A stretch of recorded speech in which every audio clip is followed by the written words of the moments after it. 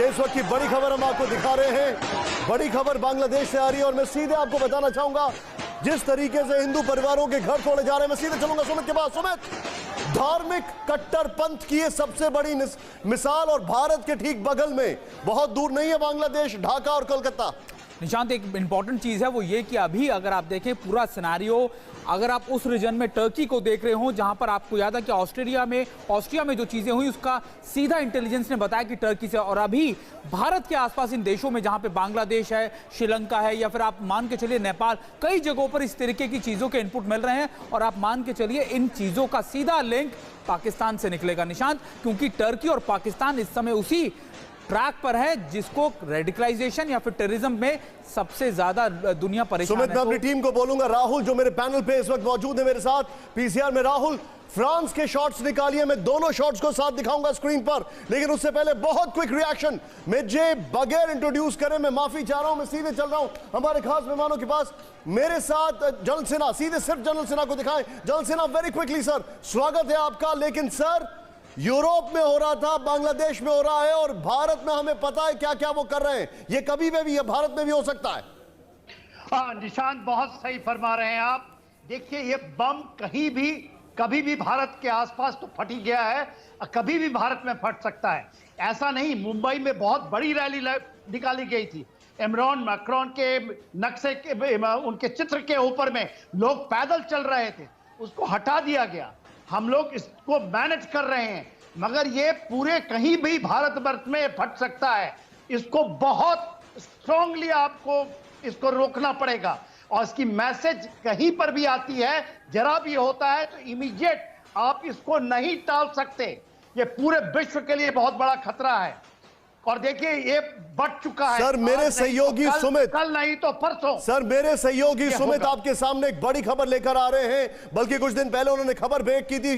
Frame ऐसे ही रखेगा कि किस तरीके से टर्की भारत में पैसा डाल रहा है, किस तरीके से पाकिस्तान के साथ मिलकर पैसा डाल रहा है, और अभी इस पर इंटेलिजेंस कितना अलर्ट है भारत को लेकर सुमित अपडेट देने वाले। लेकिन एक बार फिर से 4:02 इस वक्त देश की सबसे बड़ी खबर बगल के पड़ोसी देश की है। ये घर देखें आप ध्यान से, ब्रेकिंग और विजुअल फ्लैश करें। बांग्लादेश में राजधानी ढाका के पास हिंदू परिवारों पर हमला, इस वक्त की सबसे बड़ी खबर। फ्रांस के समर्थन में फेसबुक पोस्ट का आरोप, इस्लामिक कट्टरपंथियों ने हिंदुओं के घर पर जलाए, तोड़फोड़ की, आगजनी की। हिंदू टीचर ने की थी मैक्रों की तारीफ। कट्टरपंथियों ने हिंदुओं का घर तोड़ा। बांग्लादेश के कोमिला जिले की यह तस्वीर, हैरान करने वाली तस्वीर, किसी भी इंसान को यह विचलित कर सकती है।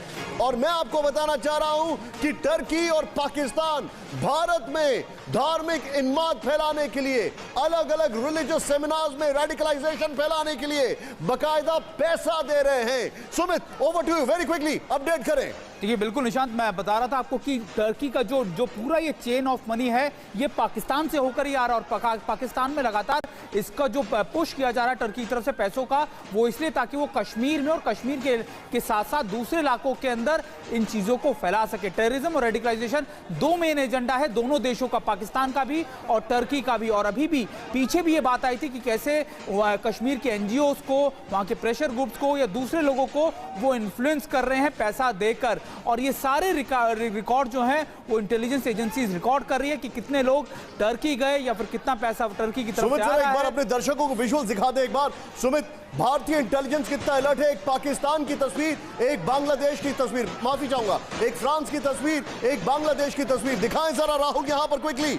और यकीन मानिए, मैं नहीं चाहता हूं इस फ्रेम में बहुत जल्द भारत की तस्वीर आए। इसके लिए भारतीय इंटेलिजेंस क्या कर रही है यह जानने के लिए मैं सुमित के पास जाऊंगा। ये दो तस्वीरें देखें, एक बांग्लादेश और दूसरा फ्रांस। ये तस्वीरें आपके सामने हैं जो कि बताती हैं कि इस्लामिक रेडिकलाइजेशन करने के पीछे कैसे दो विलन, एक एर्दोगन दूसरा इमरान, मिलकर पूरी दुनिया में उन्माद फैला रहे हैं। सुमित, भारत की इंटेलिजेंस एजेंसीज कितना अलर्ट पर हैं? देखिए, इंटेलिजेंस एजेंसीज पूरी अलर्ट है। उनको ये अलर्ट बहुत लंबे समय से मिल रहा था कि कैसे टर्की पाकिस्तान से मिलकर कोई बड़ा कोशिश करता। पहला उनका फैक्टर था कश्मीर के अंदर अशांति फैलाना, या वहां पर स्कॉलर्स को या फिर आप कह सकते हैं कि एनजीओज को प्रेशर प्रेशर ग्रुप्स को इन्फ्लुएंस करना पैसा देकर या दूसरी चीज़ों से, और अब उनका यही इन्फ्लुएंस लगातार बढ़ रहा है।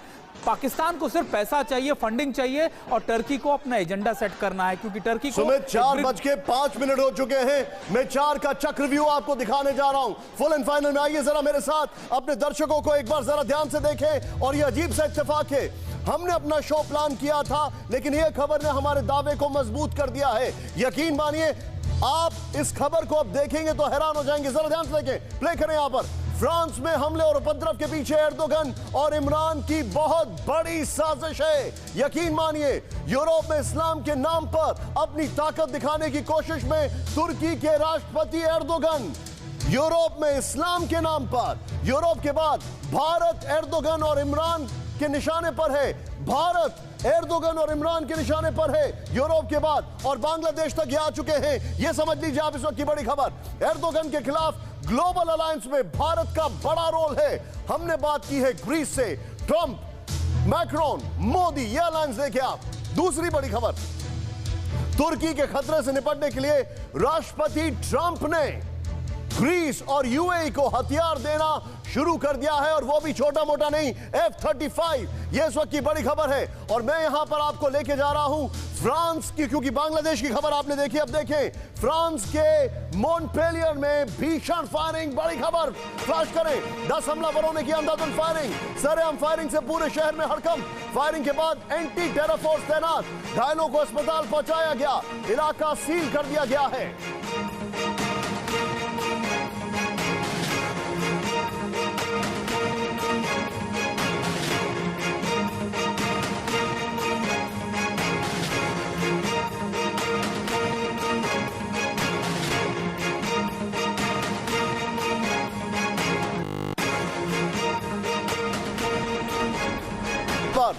फ्रांस में किस तरीके से, ये देखिए आप, सरेआम फायरिंग से पूरे शहर में हड़कंप है। Sumit, over to you. ये जो इंफॉर्मेशन आ रही है सुमित, ये क्या समझा जाए? ये वहां पर बढ़ती जा रही है चीजें। बिल्कुल, 2015 के बाद निशांत ये सबसे क्रूशियल टाइम है फ्रांस के लिए, और लगातार वहाँ की जो मीटिंग है, आपको याद होगा इंटीरियर मिनिस्टर ने वहाँ कई मीटिंगें की, और जो उनके जो सेल्स हैं या फिर जो क्राइसिस मैनेजमेंट सेल्स हैं उनको लगातार एक्टिव किया गया है। इंटेलिजेंस एजेंसीज लगातार काम कर रही है। इसके अलावा वहाँ पर जो आर्म फोर्सेज हैं उनको अलर्ट पे रखा गया। तो पूरी जो आप कह सकते हैं चक्रव्यूह तैयार किया जा रहा है, ताकि उनको पता है कि ये चीज़ें बढ़ेंगी, और लगातार वहाँ पर देखा भी जा रहा है। क्योंकि अभी अगर आप देखें कि आपने कल हमने देखा कि पुलिस के ऊपर हमला हुआ, वो इलाके हैं जहां पर रेजिडेंशियल इलाकों में कभी इस तरीके की चीजें देखी नहीं गई निशान, लेकिन ऐसे इलाकों के अंदर भी सुबह और रात को अटैक्स किए जा रहे हैं। तो ये अलर्टनेस लगातार फ्रांस की तरफ से जारी है। लेकिन आप मेरे साथ बने रहिए, मैं थोड़ा सा रोकूंगा आपको। मैं अपनी टीम को इंस्ट्रक्ट करूंगा कि दोनों ब्रेकिंग, बांग्लादेश की और फ्रांस की दोनों ब्रेकिंग दिखाएं, और मैं अपने खास मेहमानों को इंट्रोड्यूस करता हूं। उससे पहले वेरी क्विकली मेरे साथ एक लेजेंडरी इंसान है, एक ऐसे इंसान जिन्होंने कई वॉर गेम्स डिजाइन किए हैं, पार्ट रहे हैं, और वो है मेरे साथ जनरल सेना। Welcome sir. एक बहुत season diplomat, minefield of information and a class apart, Ashok Sajjanar sir, farmer ambassador, welcome sir. मेरे साथ अभी बीजिंग से कुछ दिन पहले लौटे और बहुत सीनियर जर्नलिस्ट मेरे साथ अतुल सर हैं। वेरी गुड आफ्टरनून सर, आपका स्वागत है। मैं दरअसल गुड मॉर्निंग बोलने वाला था मनीष को, जो कि आपको दिखाई दे रहे हैं न्यूयॉर्क की सर्दी में, सीधे न्यूयॉर्क डाउनटाउन मैनहट्टन से। Welcome Manish, good morning. It's just 24 hours and you will be very happy man tomorrow, big day for you. खैर, कसवर मेरे साथ हैं, dressed in absolutely marvellous tie. कसवर, स्वागत है आपका इस्लामाबाद से। लेकिन भाई मेरे कट्टरपंथ में पता नहीं है कपड़ों को क्या समझा जाए, इमरान खान तो किसी को भी अरेस्ट करा देते हैं। आपके पास मैं आ रहा हूं, मेरे साथ है सुमित, अभी इस वक्त मेरे साथ जुड़ चुके हैं। लेकिन बड़ी खबर, ये दोनों ब्रेकिंग दिखाई है अशोक सर के पास। अशोक सर, हमें यह नहीं समझना चाहिए कि फ्रांस में अगर हमले हो रहे हैं तो भारत में कोई टेंशन नहीं है। यह एक विचारधारा है। वो कहते हैं ना कि ओसामा को नहीं मारा आपने, उसकी विचारधारा को मारना था। ये एक विचारधारा है जो बांग्लादेश तक आ चुकी है, एक रीइग्नाइट कर दी गई है, क्योंकि बांग्लादेश में तो थी already. Any time India can be target. Your take Ashok sir. बिल्कुल आप ठीक कह रहे हैं निशांत, ये तो एक आइडियोलॉजी है जिसके साथ हमको जो जंग है उसी आइडियोलॉजी के साथ लड़नी पड़ेगी। और देखिए ये जो फ्रांस में हो रहा है या बेल्जियम में हो रहा है, देखिए मैं बेल्जियम में था, ब्रसल्स में, वहां पर तब ऐसे दंगे हुए थे। वहां पर फ्रांस में भी और बेल्जियम में बहुत सारे ऐसे इलाके हैं, बहुत सारे ऐसे एरिया हैं जहां पर कि केवल एक कम्युनिटी के लोग रहते हैं। वो बिल्कुल ही जैसे कहा जाता है स्लीपर सेल्स है। आपको मालूम है जो जब सीरिया में लड़ाई हो रही है तो वहां पर कितने 100 लोग यहां से फ्रांस से गए हैं वहां पर आईसिस की तरफ से लड़ने के लिए। तो इसलिए मेरे विचार से इतना कुछ अचंभित नहीं होना चाहिए, क्योंकि उनके स्लीपर सेल्स वहां पर बने हुए हैं निशान, और वो उनको कभी भी एक्टिवेट कर सकते हैं।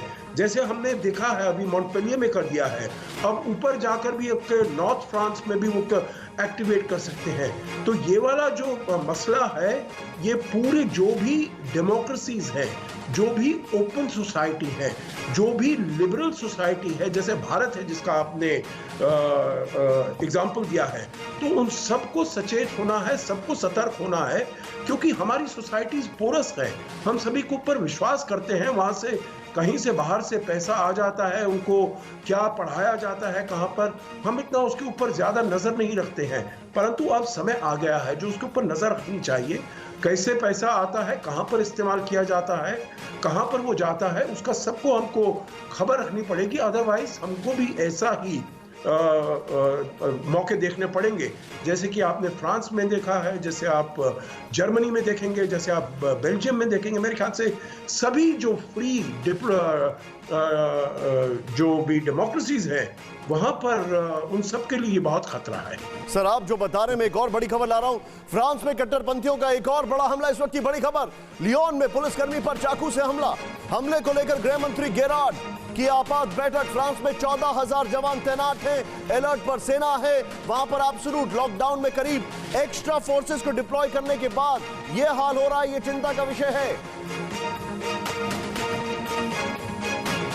ये अपने आप में एक बहुत बड़ा चिंता का विषय। हमारे सामने जो खबर आ रही है, मैं सीधे आपको लेकर चलूंगा। ये देखिए तस्वीर, आप फ्रांस में बार बार हमले हो रहे हैं। जरा आइए मेरे साथ वेरी क्विकली, हमारे जितने भी दर्शक हैं, मैं आपको कुछ दिखाना चाह रहा हूं, इसको देखें, समझे। एर्दोगन की यूरोप में बड़ी साजिश का खुलासा हुआ है। ये एर्दोगन की बड़ी साजिश है। मैं चाहूंगा पीछे जरा चेंज करें वॉल को। एर्दोगन की ये बड़ी साजिश है। फ्रांस में हो रहे हमलों के पीछे तुर्की का बड़ा हाथ है। फ्रांस में जो हमले हो रहे हैं उसमें तुर्की का बड़ा हाथ है। फ्रांस से अपनी दुश्मनी के चलते तुर्की ने फ्रांस में इस्लाम वर्सेस क्रिश्चियनिटी की आग भड़काई है। एर्दोगन भूमध्य सागर में गैस और तेल से भरे क्षेत्र में तुर्की का कब्जा चाहते हैं। भूमध्य सागर में अक्सर तुर्की के तेल खोजी जहाज भूमध्य सागर में ग्रीस और साइप्रस की सीमा में घुस जाते हैं। भूमध्य सागर में तुर्की से निपटने के लिए फ्रांसीसी सेना की काफी समय से तैनाती है। यह है पॉइंट एर्दोगन को। वो चिढ़ते हैं क्योंकि फ्रांस की तैनाती है ग्रीस के समर्थन में, साइप्रस के समर्थन में, तो एर्दोगन ने इस्लाम को बहाना बनाकर इनको टारगेट किया है। लेकिन यूएई इनके साथ नहीं है, तो फिर क्या यह कहा जाए इस्लाम डिवाइडेड है? तुर्की ने ग्रीस, साइप्रस, मिस्र, फ्रांस और यूएई के गठबंधन को अलायंस ऑफ ईवल बताया है। अलायंस ऑफ ईवल बताया है। यह बहुत बड़ा सवाल है। मैं सीधे चलूंगा अतुल सर के पास। Atul sir, very quick take आपका। मैं आपसे यह समझना चाहता हूं अभी के जो हालात हैं, फ्रांस का निशाना था, फ्रांस के ऊपर निशाना था टर्की का, क्योंकि उसको चाहिए था तेल। यही हमने देखा अजरबैजान में और यही हम देख रहे हैं फ्रांस में। ऑयल पॉलिटिक्स, लेकिन उसको इस्लाम और वर्सेस क्रिश्चियनिटी का कलर कर दिया। ऑयल पॉलिटिक्स तो है ही है निशांत, लेकिन उसके साथ साथ एक आइडियोलॉजिकल वॉर भी चल रही है, और जिसका जो एक फाउंटेन हेड है वो टर्की है। और हम देख रहे हैं कि जैसे सीरिया में सिचुएशन बदली थी, उसके अंदर भी जो टेरर ग्रुप्स गए, उसके अंदर एर्दोगान और टर्की का हाथ था। इनका एक जगह है अडाना, जो एक कमांड सेंटर था जहां से इन्फिल्ट्रेशन होती थी ये रेडिकल्स की सीरिया के अंदर।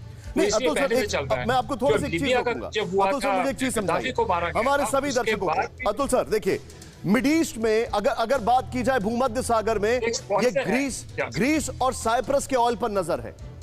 अजरबैजान में टर्की की पूरी तरीके से नजर है ऑयल्स के ऊपर। दोनों जगह उसने इस्लाम का बहाना बना के चीजों को बहुत ज्यादा, वहां पर स्ट्रेट अवे आ गया है युद्ध में, और यहां पर अंदर से गृह युद्ध छिड़वाने की कोशिश कर रहा है। बहाना इस्लाम वर्सेस क्रिश्चियनिटी है, लेकिन इसमें पूरा खेल ऑयल का नहीं दिखाई देता आपको? सिर्फ ऑयल नहीं है, मैं ये बात कहना चाहता हूँ, क्योंकि जो टर्की का रोल है वो ट्रांजिट स्टेट का है। जो ऑयल पाइपलाइंस आएंगी, क्योंकि उसकी लोकेशन ऐसी है कि यूरोप को अगर तेल जाएगा तो टर्की के थ्रू जाएगा। तो इसलिए वो एक ऑयल फैक्टर जरूर उसके अंदर आता है कि टर्की कंट्रोल करे ऑयल फ्लोज। लेकिन जो मैंने टर्की को देखा है जब मैं मिडिल ईस्ट में था, वो ये है कि टर्की की एम्बिशन, अर्दोआन की ambition is to revive Ottoman Empire, जो बियॉन्ड ऑयल है। तो ऑयल ऑफ कोर्स उसका रिसोर्स है, उससे धन मिलेगा जिससे आप अपने मसल्स को और मजबूत कर सकते हैं। लेकिन रिवाइवल ऑफ ओटोमन एम्पायर जो है वो डीप एजेंडा अर्दोआन का है। अब उसके साथ साथ किसका समर्थन ले रहा है? वो इस्लामिक रेडिकल्स का ले रहा है। अब जो हम देख रहे हैं, जो आपने अभी स्थिति डिस्क्राइब की है, फ्रांस एक बैटल ग्राउंड बन गया है। France is the base, is the test bed for radicalism in Europe. ये हम देख रहे हैं जो हो रहा है, और फ्रांस ही नहीं रहेगा। अब डिपेंड करता है कि फ्रांस के ऊपर रिस्पॉन्स कैसा है। और इसके ऊपर जो मैं कहना चाहता हूँ कि अब ये global war on terror phase 2 शुरू हो चुका है। फेज 1 हुआ था 9/11 के बाद, अब फेज 2 हो चुका है। और यूरोपियन सोसाइटीज में बहुत सारे जो रेडिकल्स आए हैं वो कट्टरपंथी जो सीरिया में थे और जगहों पे थे, क्योंकि इन्होंने ओपन बॉर्डर पॉलिसी अपनाई है, तो ये घुस गए और तीव्रता से, नॉट ओनली फ्रांस में बट जर्मनी के अंदर भी। ठीक है। तो यूरोप पूरी तरह से एक्सपोज हो रहा है रेडिकल। Understood sir. अब मैं एक खबर आपके सामने, आपने वॉर ऑन टेरर की बात की है, अतुल सर, आपने वॉर ऑन टेरर की बात की है। मनीष मेरे सहयोगी खबर ब्रेक कर रहे हैं। तुर्की से निपटने के लिए ग्रीस को 20 F-35 देगा अमेरिका। बड़ी खबर, फ्लैश करें इस वक्त। पहले तुर्की को यह विमान देने वाला था अमेरिका। बड़ी खबर, फ्लैश करें। अमेरिका यूएई को भी देगा F-35। बड़ी खबर है ये। तुर्की को जो विमान दिए जाने वाले थे, अब अमेरिका वो ग्रीस को देगा। इस वक्त ये सबसे बड़ी खबर। सीधे इसके बगल में F-35 के विजुअल दिखाएं। तुर्की से निपटने के लिए ग्रीस को देंगे 20 F-35।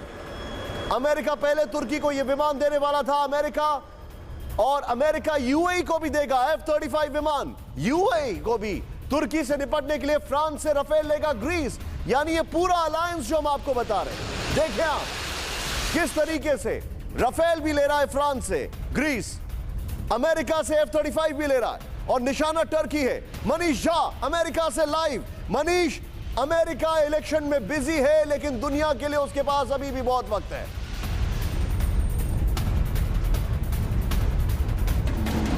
देखिए निशांत, सबसे पहले तो ट्रंप के शहर न्यूयॉर्क से आपको और भारतवर्ष के सभी लोगों को गुड मॉर्निंग। इसमें कोई दो राय नहीं कि अगले 24 घंटे में ये पता चलेगा कि पूरी दुनिया को कंट्रोल करने का रिमोट किस व्यक्ति के पास होगा। लेकिन आपने सही कहा, दरअसल टर्की ने पिछले कुछ महीनों में अमेरिका को बेहद हैरान करके रखा है, और अब अमेरिका ने मिडिल ईस्ट को लेकर और उस आसपास के इलाके को लेकर अपनी पॉलिसी को चेंज किया है। और उसी अप्रोच के तहत अब वो यूएई को F-35 विमान दे रहा है, और इसके लिए उसने इजराइल को भी मनाया जो पहले तैयार नहीं हो रहा था। वहीं ग्रीस को भी ये विमान दे रहा है। तो अमेरिका की कोशिश ये है कि कम से कम जो टर्की की दादागिरी, देखिए हमें ये नहीं भूलना चाहिए मनीष, मैं आपकी बात ऐड करूंगा। माइक पॉम्पियो एक टूर पर लिख रहे हैं। एक तरफ अमेरिका में इलेक्शन फीवर है, दूसरी तरफ माइक पॉम्पियो पूरी दुनिया में एक टूर पर निकले, और उन्होंने अपने टूर कैंसिल नहीं किए प्रेसिडेंट ट्रंप के पॉजिटिव होने के बाद भी। और उसी टूर का एक पार्ट था जब उन्होंने ग्रीस में ये फाइनल किया कि हम F-35 टर्की को नहीं अब आपको देंगे। ये एक बहुत बड़ा डिप्लोमेटिक मूव है। बिल्कुल सही कहा आपने, और यही अमेरिका है।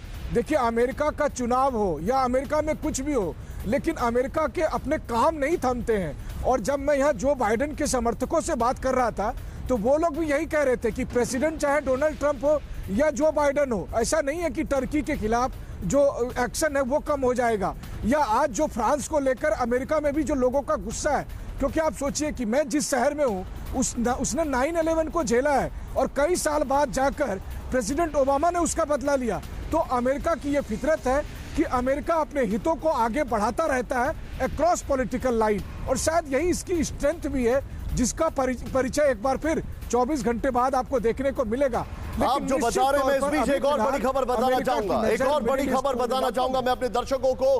टर्की से निपटने के लिए यूरोप की नजर भारत पे है। फ्रांस ग्रीस से भारत की बढ़ती नजदीकियां एर्दोगन के लिए चिंता का सबब बन गई हैं। एर्दोगन के दुश्मन देश फ्रांस, ग्रीस, यूएई और अमेरिका के साथ भारत मजबूत संबंध में है, यह हमें नहीं भूलना चाहिए, और यह अपने आप में एक बहुत बड़ी चीज है। मैं आपको सीधे लेके चलूंगा अशोक सर के पास। Ashok sir, very quick reaction. Europe अब भारत की तरफ से देख रहा है। अभी अभी ग्रीस के जो डिप्लोमेट हैं उनसे भारत के डिप्लोमेट की बातचीत हुई है। मैं फॉरेन मिनिस्टर्स की बात कर रहा हूं। फ्रांस से हमारे संबंध और मजबूत होते जा रहे हैं। हर्ष श्रृंगला साहब वहां पर थे। अमेरिका से एक नया हाई है रिलेशनशिप में, और टर्की से ये सारे मुल्क परेशान हैं। They are looking up to India. आप बिल्कुल ठीक कह रहे हैं निशान, मैं बिल्कुल आपसे सहमत हूं। They are all looking up to India, क्योंकि देखिए पूरी दुनिया में ये हैरत है, जो भारत में दुनिया का करीब दूसरे नंबर का, हमारे पास करीब 200 मिलियन मुस्लिम्स हैं यहाँ पर, परंतु यहाँ पर चैन अमन शांति बनी रहती है।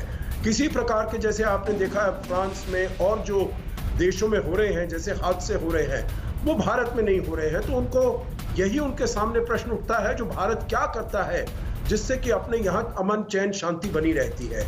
और इसीलिए सभी जो ये देश हैं, ये भारत की तरफ देख रहे हैं, भारत से संबंध अच्छे करना चाहते हैं, भारत का अपने साथ करना चाहते हैं। और देखिए मुझे बहुत खुशी की बात है, जो भारत ने अपना जो फ्रांस में जो हुआ, जो राष्ट्रपति मैक्रों का जो स्टैंड था इस्लामिक जिहाद के विरुद्ध, उन्होंने इस्लाम के बारे में कुछ नहीं कहा। इस्लामिक जिहाद कैसे इस्लाम को आतंकवादी इस्तेमाल करते हैं अपना ऑब्जेक्टिव आगे करने के लिए, तो उसके बारे में जो उन्होंने कहा, भारत ने अनएम्बिग्युअसली, अनइक्विवोकली, टोटली वो राष्ट्रपति मैक्रों के साथ खड़ा है। तो इसीलिए मेरे विचार से उनको भी ये इससे संतोष मिलता है, उनको भी इससे बहुत स्ट्रेंथ मिलती है, ऊर्जा मिलती है, जो भारत उनके साथ है। और भारत ने ये वाले जो मुद्दे हैं इनके साथ, इनको देखा है, इनको जूझा है और इनके ऊपर विजय पाई है। तो इसीलिए ये वाले जो देश हैं भारत के साथ अपने संबंधों को और गहरा और तेज बनाना चाहते हैं। सर, अब मैं, हमारे जितने भी दर्शक हैं, अब मुझे प्लीज 3 मिनट दीजिएगा, और मैं आपके सामने वो खुलासे करने जा रहा हूं जिसमें मैं सुमित के बाद इन्वॉल्व करूंगा कसवर को, और फिर इन्वॉल्व करूंगा मेरे साथ सिन्हा साहब हैं उनको। ये वो खुलासे हैं जो आपको हैरान करने वाले हैं। यकीन मानिए कि भारत को क्यों इंपॉर्टेंस बढ़ती जा रही है यूरोप के लिहाज से, लेकिन उससे भी बड़ी बात यह है कि टर्की का अगला प्लान बैटलफील्ड भारत होगा। आइए हम आपको दिखाते हैं, ये जरा देखें, आप समझें। टर्की का अगला एजेंडा भारत होगा, यह बड़ी खबर है। देखें, यूरोप के बाद तुर्की पाक के निशाने पर भारत। फुल फ्रेम में दिखाएं इसको। यूरोप में इस्लाम वर्सेस क्रिश्चियनिटी की जंग भड़काने के बाद एर्दोगन, इमरान का अगला एजेंडा भारत में आंतरिक तनाव पैदा करना है। समझें आप इसको। यूरोप में इस्लाम वर्सेस क्रिश्चियनिटी की जंग भड़काने के बाद एर्दोगन, इमरान का अगला एजेंडा भारत है। नेक्स्ट चेंज ओवर करें, वो जरा थोड़ा जूम इन कर पाए राहुल तो और अच्छा होगा।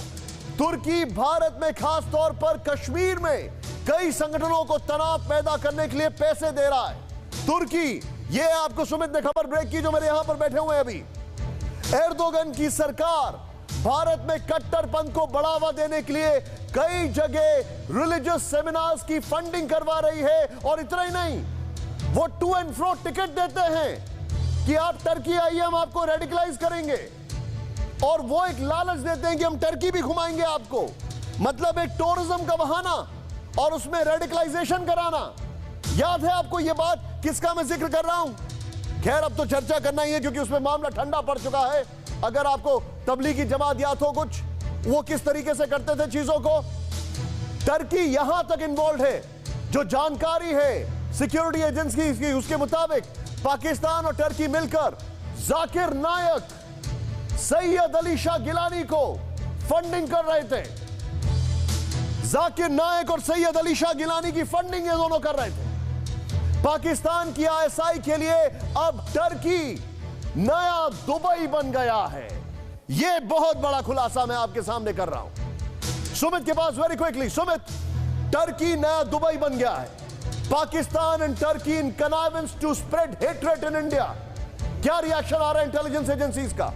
बिल्कुल निशांत, देखिए दो पैरेलल चीज़ों के ऊपर इंटेलिजेंस एजेंसीज इन्वेस्टिगेट कर रही है। पहला ये, या फिर जांच या फिर इनपुट्स ले रही है। पहला ये कि टर्की आखिरकार कौन कौन से हथियार, इक्विपमेंट पाकिस्तान को दे रहा है। इसमें कई चीज़ें हैं, सर्विलेंस सिस्टम, रडार सिस्टम, कई ऐसे पोर्टेबल रडार सिस्टम पहली बार पाकिस्तान को दिए जा रहे हैं ताकि इन्फिल्ट्रेशन रूट्स को, नए रूट्स को खोला जाए। दूसरा, कितनी फंडिंग कहाँ कहाँ पर हो रही है, कौन कौन सी जगहों पर हो रही है, वो दूसरा इंपॉर्टेंट है निशांत, क्योंकि ये फोकस है प्राइम टर्की का सिर्फ और सिर्फ कश्मीर।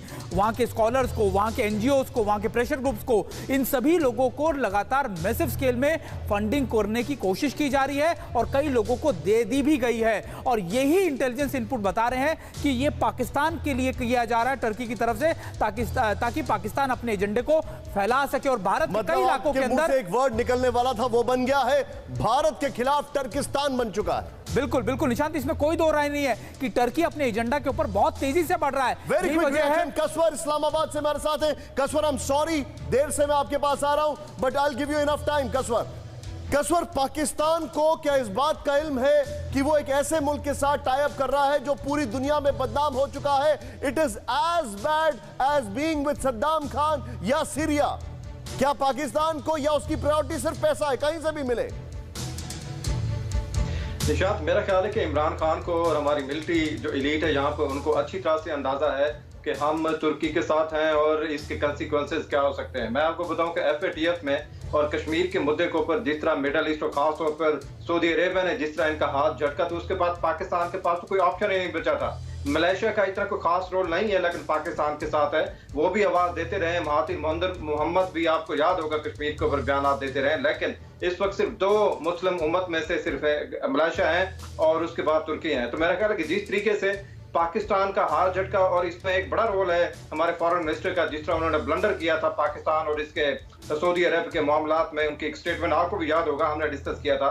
तो उसके बाद कोई ऑप्शन नहीं है। दूसरा ये है कि तुर्की और पाकिस्तान, इमरान खान और अर्दोगान अपने आप को ये समझते हैं कि शायद ये मुस्लिम उम्मत को लीड कर सकते हैं, कश्मीर इनका एजेंडा है। और अगर मैं आखिरी बात करूंगा, पाकिस्तान को पैसा भी चाहिए, पाकिस्तान को डिफेंस सिस्टम भी चाहिए। जिस तरह हमारे एक दोस्त कह रहे थे कि इनको फर्स्ट टाइम एक ऐसे आर्मानेट्स मिलने वाले हैं, तो मेरा ख्याल है कि पाकिस्तान के पास ऑप्शन नहीं है, तो उन्होंने आगे बढ़ना है। कश्मीर के ऊपर पाकिस्तान और तुर्की का हमेशा एक स्टांस रहा है और ये इनको मजीद करीब लेके आने की एक बहुत बड़ी वजह है। वो तो लेकिन मैं थोड़ा उस तरफ चलूंगा।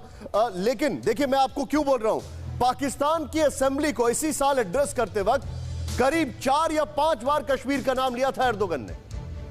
और ये वो एर्दोगन है जो बार बार कश्मीर के नाम पर बहुत सारी चीजें कर रहे हैं। मैं ये जानना चाहता हूं कि इन दोनों के बीच में क्या कोई कनेक्टिविटी हो गई है कि इस्लाम के नए झंडा बरदार यही दोनों होंगे? बिल्कुल निशान, मैं वही पॉइंट एस्टेब्लिश करने की कोशिश कर रहा था। इन दोनों में एक कनेक्टिविटी है, दोनों की सिमेट्री है इसके ऊपर। और देखें जिस तरीके से सऊदी अरेबिया ने पाकिस्तान को झटका है, और उसके बाद अगर सऊदी अरेबिया और तुर्की के मामलात आप देखें, जिस तरह हमारे एक दोस्त बड़े सीनियर कह रहे थे कि तुर्की जो है वो रिवाइव करना चाह रहे ऑटोमन एम्पायर को, तो उसके रास्ते में सबसे बड़ी रुकावट क्या है? Saudi Arabia. और सऊदी अरेबिया को और पाकिस्तान के हालात इतने आइडियल अब नहीं रहे, तो ये एक वजह ऐसी है जो पाकिस्तान और तुर्की को या तैयब अर्दोगान और इमरान खान को साथ लेके आए। इनकी ख्वाहिश है कि मुस्लिम उम्मत को लीड करे, लेकिन मुझे लगता नहीं है कि इसमें कोई पॉसिबिलिटी हो सकती है। बड़े कंसिक्वेंसेस हैं और मिडल ईस्ट खास तौर पे सऊदी अरेबिया इनके खिलाफ है। अगर इस किस्म का तर्कबान को, जिस तरह इमरान खान कह रहे हैं, अगर अर्दोगान को लीड के रोल मिलने की कोशिश करते हैं, तो मेरा नहीं ख्याल कि इनको मुस्लिम उम्मत इनके पीछे खड़ी होगी। ये बिल्कुल ऐसा है। आपका इनपुट बहुत वैल्यूबल रहता है हमारे लिए। मैं एक बहुत अच्छी खबर लेकर आ रहा हूं और जल्द से ना मैं सीधे आप ही के पास आऊंगा इस खबर के बाद। हमारे दर्शकों के लिए एक बहुत अच्छी खबर, रूस के लिए चीन से ज्यादा जरूरी भारत। इस वक्त की बड़ी खबर रूसी अधिकारी ने कहा है, क्रेमलिन से यह खबर आई है, क्रेमलिन से। रूस को भारत को के पूरी तरह अमेरिका के पाले में जाने का डर है। रूसी जमीन पर नजर गड़ाए हुए हैं चीनी विश्वासघाती। रूसी अधिकारी ने यह कहा है, पूर्वी हिस्से की जमीन पर चीन की नजर से चिंतित है रूस। यह इस वक्त की एक और बड़ी खबर। ये तस्वीरें जरा दिखाएं, ये ब्रिक की है, लेकिन इस ब्रिक में मजबूती से सीमेंट लगा है रशिया और भारत में। दिखाएं जरा फुल स्क्रीन पर ये तस्वीर, ये ब्रिक की है, लेकिन यहां पर सीमेंट इन दोनों की रिलेशनशिप में ज्यादा अच्छा है। मैं सीधे चलूंगा, शॉर्ट्स ऑफ ब्रेकिंग ले, मैं सीधे चलूंगा। हमारे साथ जलसेना मौजूद है। जलसेना, बड़ी खबर, रूस ने कहा भारत जरूरी है, भारत ट्रस्टवर्दी है, भारत अमेरिका के पास ना जाए। मुझे नहीं लगता इससे बड़ी कोई बात हो सकती है भारत के लिए कि यूरोप के लिए भी जरूरी है और रूस के लिए भी जरूरी है। देखिए बहुत सही आप फरमा रहे हैं। रशिया खास करके पुतिन ऐसे हैं कि वो नंबर 2 अख्तियार ही नहीं कर सकते। पुतिन को ये पता है कि वो चाइना के साथ जाएंगे, मिलिट्री अलायंस कर लिए तो वो एक सब स्टैंडर्ड और जूनियर पार्टनर होंगे चाइना के। वो उनको मंजूर नहीं है। इसके अलावा बॉर्डर डिस्प्यूट व्लादिवोस्टोक का हो, फार ईस्ट का हो, वो जारी है। काजिकिस्तान में पामीर की माउंटेन को जिस तरह से चाइना अपना बोलता है, उसके लेकर के भी उनके ऊपर बहुत ज्यादा है। देखिए, उनकी एक वैक्सीन आई है स्पुतनिक, उसको चाइना ने पूरा का पूरा जोर लगा दिया है उसको नकारने के लिए, और बहुत हद तक WHO से मिलकर के उसने कर दिया है। पुतिन ने S-400 सस्पेंड ही नहीं किया है चाइना, उसको कहते हैं कि स्पाइंग कर रहा है। Yes. हमने जो लिस्ट दी थी, बहुत बड़ी लिस्ट दी थी, 21 मिग की, 12 Su-30 MKI, सारे के सारे अपग्रेडेशन, 59 मिग का फास्ट ट्रैक डिलीवरी, ये मार्च के लास्ट डे के पहले हमारे पास आ रहा है। S-400 आ रहा है। चाइना को तो रोक दिया, मगर हमें दे रहे हैं। देखिए, अपग्रेडेशन के अलावा जितने भी लाइट टैंक के हैं, लाइट हॉविट्जर है, उसकी मैन्युफैक्चरिंग रशिया में राउंड द क्लॉक चल रही है, जिसे हमें जरूरत है हिमालय के ऊपर में। इसके अलावा ये जो 5 S-400 के रेजिमेंट आने हैं, पहला रेजिमेंट आ जाएगा ये मार्च तक, उसके बाद जो 4 आने हैं इस ईयर के, उसने 4 साल पहले डिलीवरी करेगा वो रशिया में।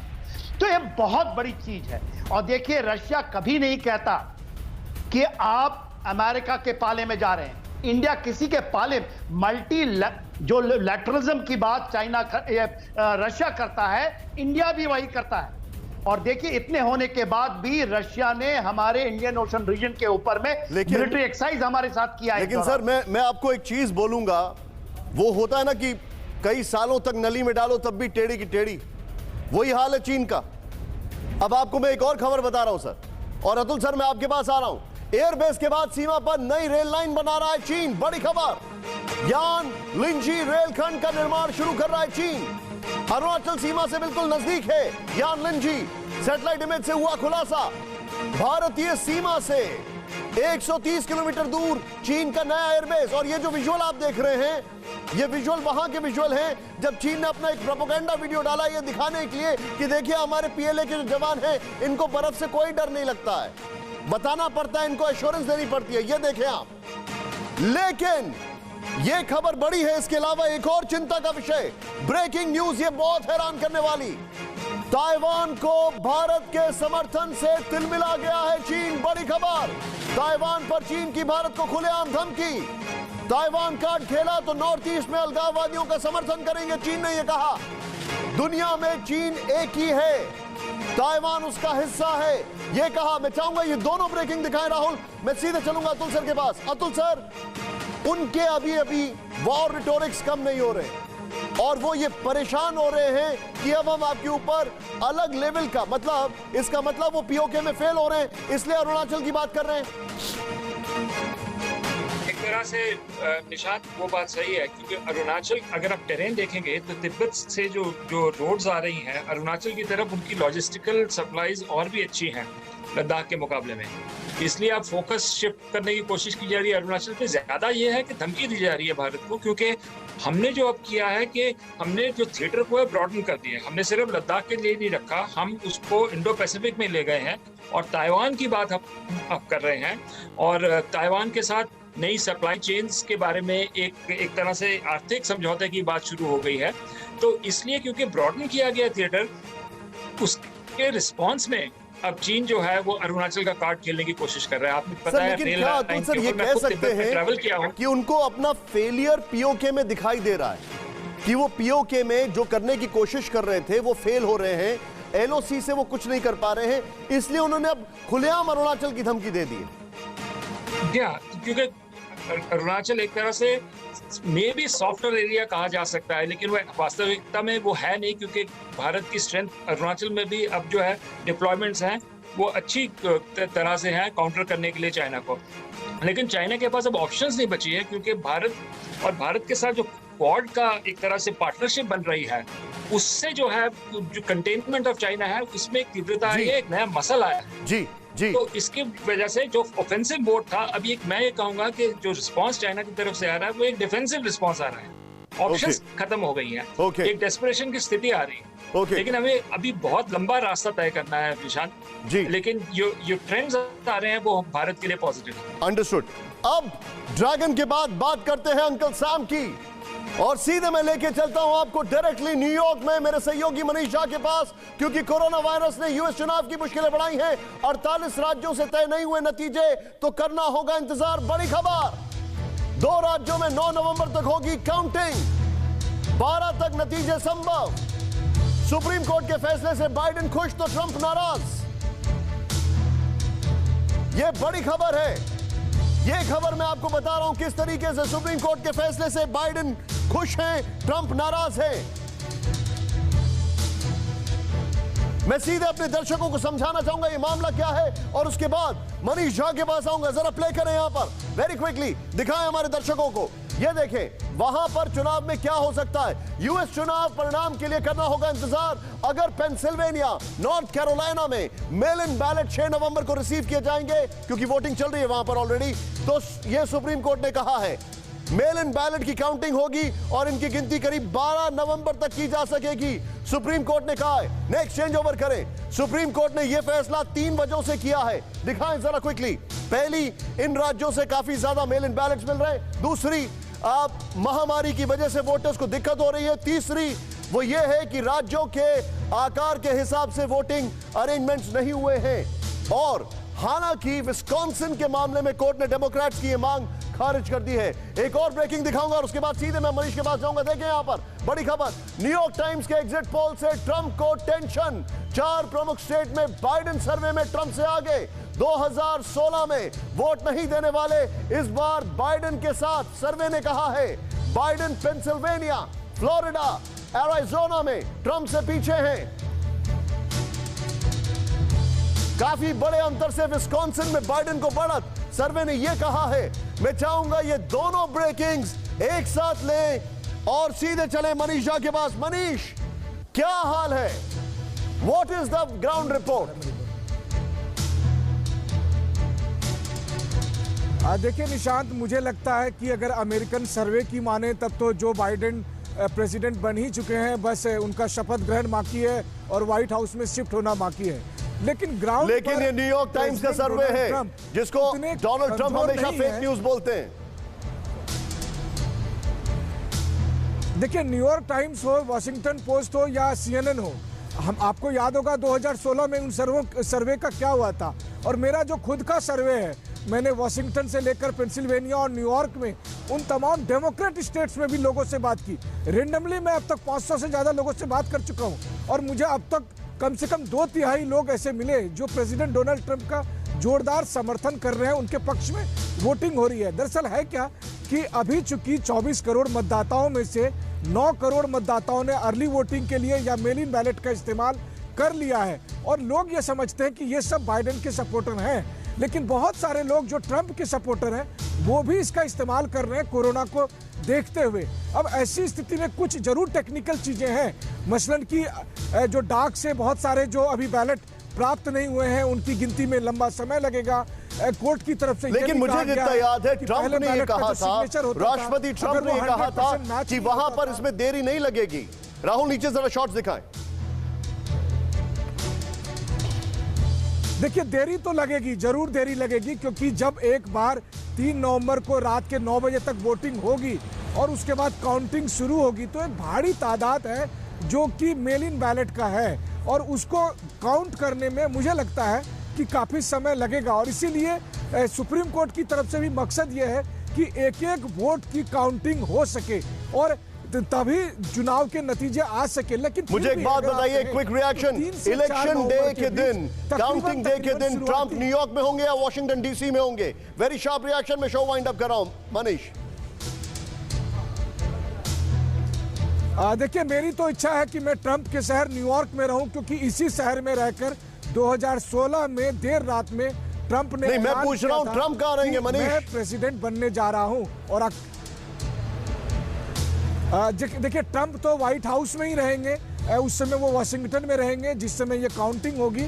और We never know, मनीष। मुझे याद है पिछले इलेक्शंस में प्रेसिडेंट ट्रंप हिल्टन के एकदम ऊपर वाले कमरे में आए थे और वो अपने होटल न्यूयॉर्क में मैनहट्टन में ट्रंप टावर में ही रुकते थे और वहां पर पहुंचे और बहुत बड़ा फंक्शन था। उनको आने में करीब 4 घंटे देरी हो गई क्योंकि काउंटिंग चल रही थी। And when he came, he was the next president of America. आप सभी मेहमानों का बहुत बहुत शुक्रिया। फिलहाल वक्त एक ब्रेक का।